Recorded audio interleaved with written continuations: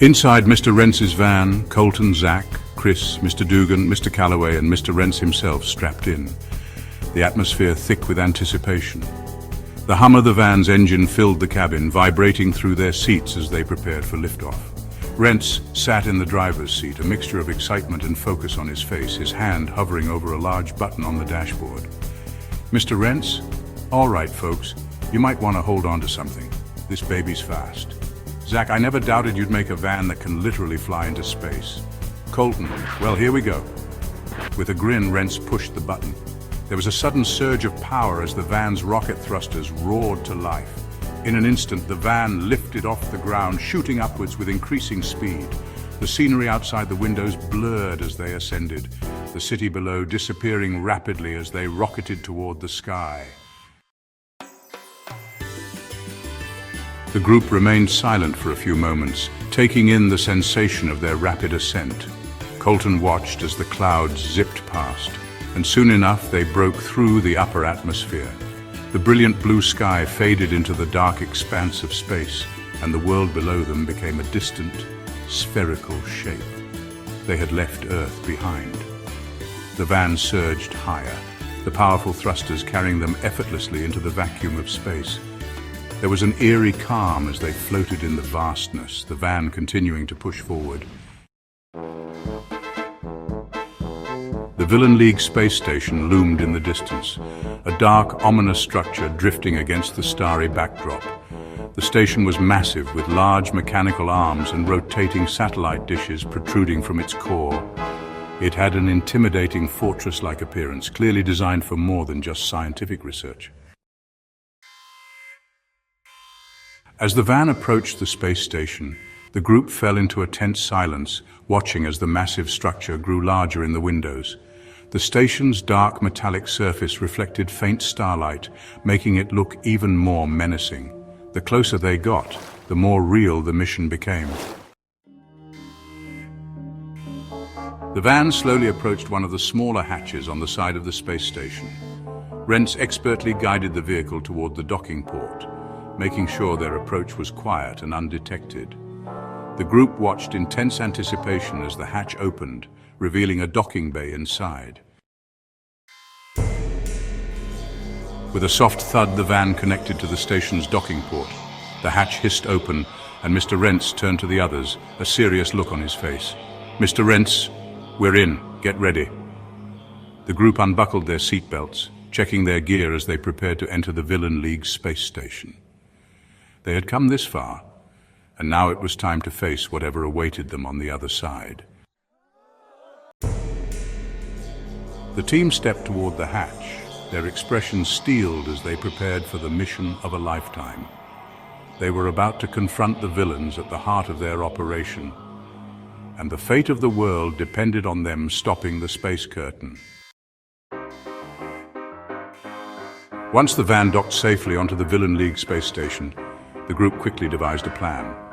The station was enormous, filled with winding corridors and dangerous unknowns, but they knew they had to act fast.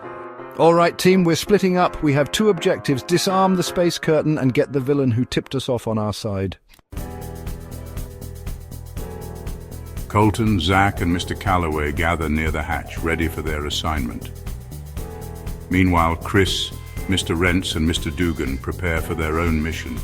Here's the plan. Chris, Rence, Dugan, your priority is the control room. That's where they'll be controlling the space curtain. You'll need to break inside, disarm the controls, and disable the curtain. Expect heavy resistance. Got it. We'll take care of the controls. You three need to find Solaris, the villain who tipped us off. He's skeptical about the curtain's effects, and if you can get him on our side, he could help us confront the villains on board and deal with any surprises. We'll find him and make sure he helps us take this thing down. Let's do this. We've got our orders. No turning back now. Good luck. Stay in touch, and if things go south, regroup as fast as you can. The world's counting on you. With that, the group split into two teams. Chris, Mr. Rence, and Mr. Dugan took a narrow passageway that led deeper into the station, while Colton, Zach, and Mr. Callaway headed in the opposite direction, following the lead Connor had given them about Solaris's whereabouts. Chris, Mr. Rence, and Mr. Dugan, mission disable the space curtain. The trio moved swiftly and quietly through the dimly lit corridors of the space station. The station's architecture was dark and foreboding, with metallic walls and narrow passageways that made every footstep sound like an echo through the vast structure. Mr. Rence, we need to find the control room fast. If they catch on that we're here, it's going to get ugly quick. Mr. Dugan, let them come. I'm ready. Chris, we're not here to pick fights. We need to shut this thing down before the world falls apart. As they approached what appeared to be a central hallway, they came to a large, imposing door marked with alien-like symbols. Mr. Rence, this looks like the control room. Give me a sec. While Rence worked on the security system, Mr. Dugan watched their backs. They could sense the station wasn't entirely empty. The quiet hum of the station's machinery made it clear that someone, or something, was close by. Just as Rence cracked the code, the door slid open with a mechanical hiss, revealing a large room filled with control panels, monitors, and a massive central terminal. In the middle of the room was a display showing the space curtain fully deployed, blocking all sunlight from Earth. Chris, there it is. Let's shut this thing down. Before they could move, the sound of footsteps echoed from behind. We've got company. A group of Villain League henchmen stormed into the room, their weapons raised. Without hesitation, Chris sprang into action, controlling the vines and roots he had summoned from the small hydroponic systems lining the walls of the station. He entangled the first wave of henchmen, yanking their weapons from their hands. I told you I was ready. Mr. Dugan slashed through the enemies that got too close, using his blades to keep them at bay. Cover me, I just need a few more seconds. As Chris and Dugan held off the henchmen, Rence's heart raced. The code to disarm the system was complicated. Clearly, the villains weren't leaving any room for error. He could hear the sounds of the fight behind him, Chris's powers and Dugan's blades tearing through the enemies that continued to flood in. Almost there, just a bit longer. Do you really think Solaris will help us? He tipped us off for a reason. If he's worried about the space curtain affecting his powers, he'll have a reason to work with us. Colton, Zach, and Mr. Callaway. Mission find Solaris. Meanwhile, Colton, Zach, and Mr. Callaway moved quickly through the opposite side of the station, heading toward the location where they believed Solaris was stationed. They encountered fewer guards in this section, but they knew it was only a matter of time before someone noticed their presence. Do you really think Solaris will help us? He tipped us off for a reason. If he's worried about the space curtain affecting his powers, he'll have a reason to work with us. Zach moved with precision, using his telekinesis to open doors and move obstacles in their path without a sound. We just have to make sure he doesn't double-cross us. They finally reached a door marked with Solaris's symbol, a sun emblem glowing faintly on the metal door. This is it. Colton knocked, and the door slid open, revealing Solaris sitting at a large console, his face illuminated by the dim light of the station. He turned toward them, his expression one of wary distrust. You found me. You tipped us off about the space curtain. We need your help to stop this. I didn't sign up for a world without sunlight, but if I help you, there's no going back. You're already halfway there. Help us, and we can stop them together. Otherwise, you'll be just as powerless as everyone else. Fine, I'll help you. Colton, Zach, and Callaway exchanged relieved glances as they prepared to work with Solaris to confront the remaining villains on board and ensure the space curtain was permanently deactivated. So what's the situation, Solaris? Solaris stood by the console in his private chamber, a mixture of reluctance and urgency in his expression as he explained the situation to Colton, Zach, and Mr. Callaway. We need to know everything if we're going to disable the space curtain. Yeah, we can't afford any surprises. Solaris took a deep breath and began to speak. Solaris, VO. The Villain League is smarter than you think. The control panel for the space curtain is protected by a password, something the Hero League could never guess. It's the name of a villain who's been rumored to be in hiding for hundreds of years. A villain? Why would they use someone who's in hiding as the password? Solaris glanced at Colton, his expression serious. Solaris, VO. It's not just any villain, it's Scarlet Shade. She was one of the most dangerous villains to ever live. So dangerous, even the Villain League isn't sure if she faked her death or not. The story goes that she disappeared over 200 years ago. Some think she's still out there, living in secrecy, waiting for the right moment to return. But if it's just a rumor, how would anyone guess it? Solaris nodded, understanding the confusion. Solaris, VO. Exactly, the Hero League would never know. There are barely any records of her, and those that exist make it seem like she's long gone. The villains don't even use her name openly, so there wouldn't be a chance for your team to even stumble on it. Mr. Rence could hack into the system, but he'll never guess that password. And you're telling us you're the only one who knows the password on this ship? Solaris met Mr. Callaway's eyes, his expression resolute. Solaris, VO. Yes, I'm the only one who had clearance to know it. They didn't even trust most of the high-ranking villains with it. But if you want to shut down the space curtain, I'm going to have to go to the control room with you and enter the password myself. We can't let anyone know you helped us, Solaris. After this, you'll be an enemy to the Villain League. They'll hunt you down. If you come with us, we'll take you back to Hero League headquarters. You'll be safe there. We'll give you a new identity if that's what it takes. Solaris hesitated, weighing his options. Solaris, all right, but we have to be quick and no one can know I helped you. You've made the right choice. With Solaris leading the way, the group moved swiftly through the dark corridors of the space station, heading for the control room where Chris, Mr. Rence, and Mr. Dugan were working to disarm the space curtain. This thing's locked tighter than I thought. I've tried everything I can think of, but I can't get past this password. What do you mean? I thought you cracked their system. I did, but there's a password screen I can't bypass. It's asking for something specific, and no matter what I try, it's not working. Then we're stuck. We're not stuck anymore. We've got the guy who knows the password. You're helping us? Let's just say I don't want to live in a world without sunlight. Are you sure we can trust him? He's on our side now. We promise to get him out of here once this is done. The password is Scarlet Shade. She was one of the most dangerous villains of her time. The Villain League never trusted anyone fully with this information, but I was given clearance. As Solaris entered the password, the screen flickered for a moment before a message appeared, granting them access to the system. System, VO, access granted. You did it. Now let's disable that space curtain. Solaris stepped forward, his eyes on the screen. It's done. The curtain's shutting down. Everyone in the room exhaled in relief. You came through for us. We'll get you out of here safely. Let's just hope we can get out before anyone realizes what's happened. If anyone tries to stop us, they're going to regret it. We've got company. Time to move. As the team prepared to make their escape, the sound of alarms suddenly blared throughout the station. They're gonna know it was me. Don't worry, we'll get you out of here. With the space curtain disabled and the villains closing in, the group prepared for their final confrontation. Colton, you guys stay and fight off the villains. I'm taking Solaris back to the van. We'll hide out there until you're ready to go. Go, we'll handle it. With that, Mr. Rence and Solaris bolted from the control room, racing down the narrow corridors toward the docking bay.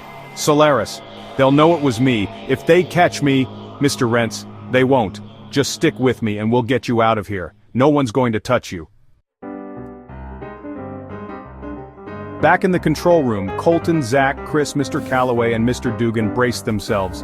Villain 1, VO. What the hell, you've destroyed everything. Villain 2, VO. I'm turning it back on. You think you won? Stepping forward, his hand crackling with electricity.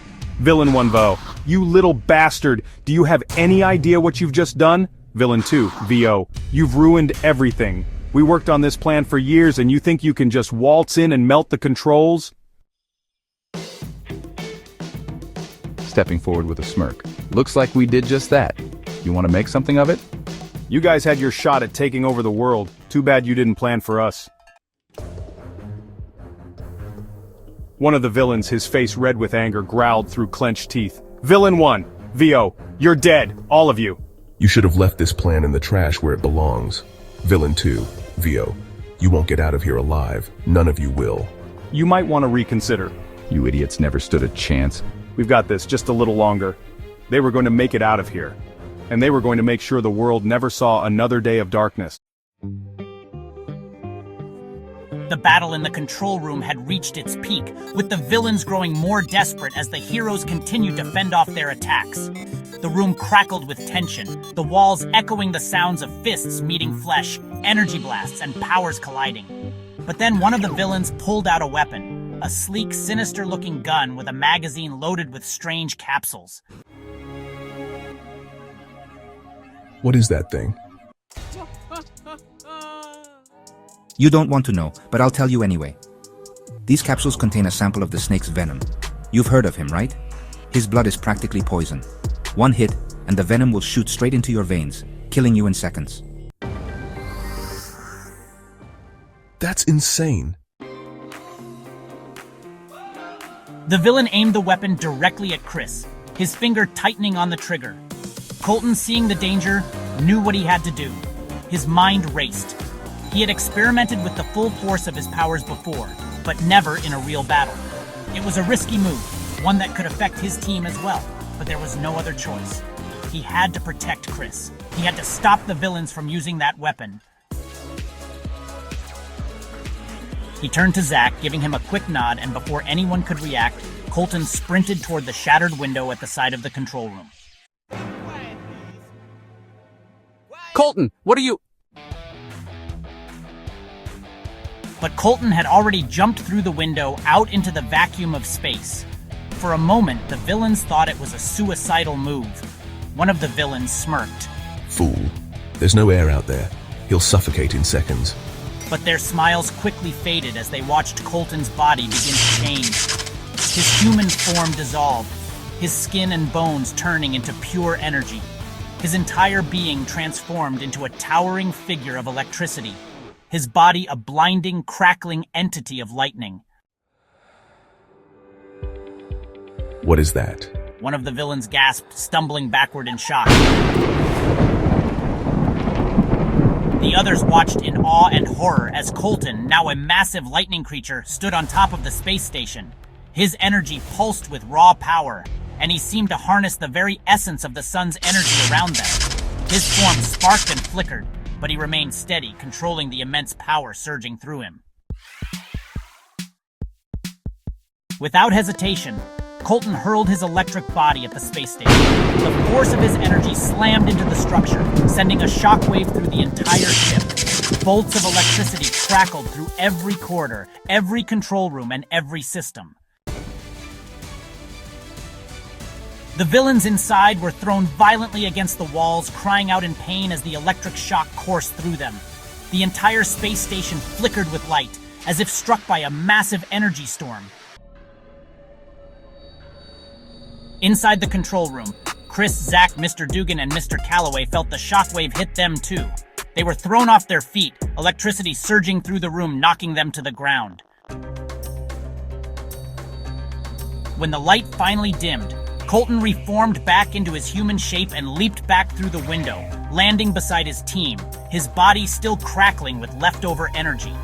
He panted heavily, his face flushed from the intensity of the transformation. Are you okay? Colton, what the hell? You blasted us too.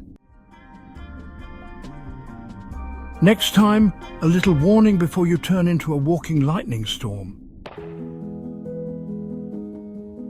I'm sorry, I really am. But I didn't have a choice. That guy was going to shoot Chris with venom. How did you even do that? It's something I've only ever experimented with. When I'm in a place with a high amount of electricity, like space, where I can tap into the energy of the sun, my body can absorb that electricity. I can become it. I can only do it in environments like this, though. It's not something I can pull off just anywhere. So you're saying your body can absorb electricity and you can turn into lightning? Yeah, more or less. When I absorb enough energy, I can transform into pure electricity. I've never done it in battle before, but it was the only way to stop them. That was reckless but impressive. You saved us all, even if you knocked us down in the process. Man, I had no idea you could do something like that. You're full of surprises. I try. As they caught their breath and gathered themselves, the villains lay unconscious or groaning in pain, scattered around the control room. The battle was over, and the space curtain was permanently disabled. The control panel melted beyond repair. The team looked around at the damage, the sparks still flickering from the walls. All right, let's get back to the van, regroup with Mr. Rence and Solaris, and get off this station. The group nodded in agreement, ready to leave the villains behind and return to Earth. They had faced one of their toughest battles yet, but the world would see the sun again, thanks to their bravery. As they made their way toward the exit, Colton couldn't help but feel a sense of pride. He had pushed himself farther than ever before, and it had worked. But there was still much more ahead. Back at Hero League headquarters, the team gathered in Connor's office to give their debriefing. The adrenaline from their battle aboard the Villain League space station was still coursing through them, but they had successfully completed the mission. Connor stood behind his desk, listening intently, his expression serious yet proud as they recounted the events of their daring space battle. Colton, Zach, Chris, Mr. Dugan, Mr. Rence, Mr. Callaway, and Solaris, who was now under protective custody, sat in the room, still recovering from their harrowing ordeal. We split into two groups like we planned. Mr. Rence took Solaris to the van while the rest of us stayed behind to disable the space curtain. The villains didn't make it easy. They were trying to reactivate the curtain as soon as they realized we were messing with their systems. But we shut it down for good. No chance of it coming back online. Good. And Solaris, what's his status? He came through for us, just like he promised.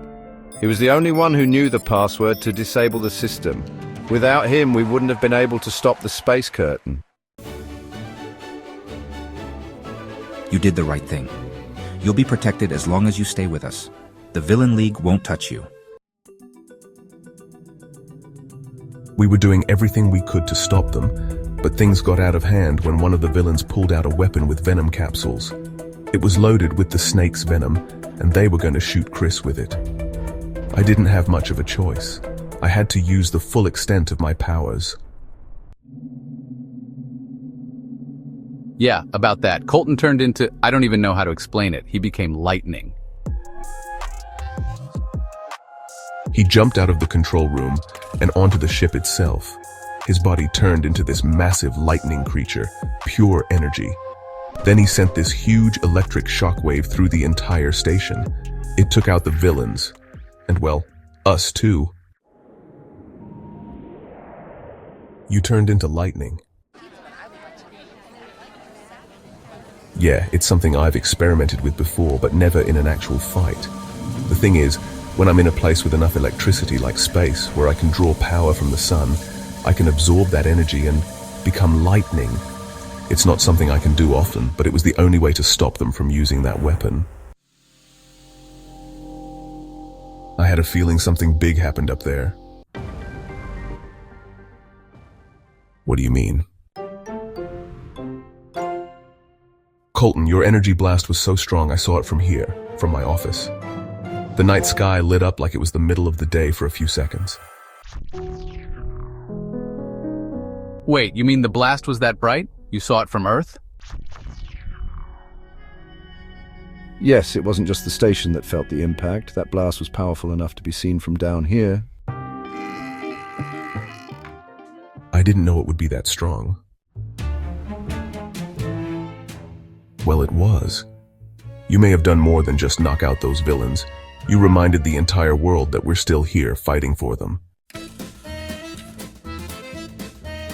You turned into a freaking lightning storm, man. That's insane. Next time, just warn us before you blast us with that much energy. I'll try to keep it under control next time.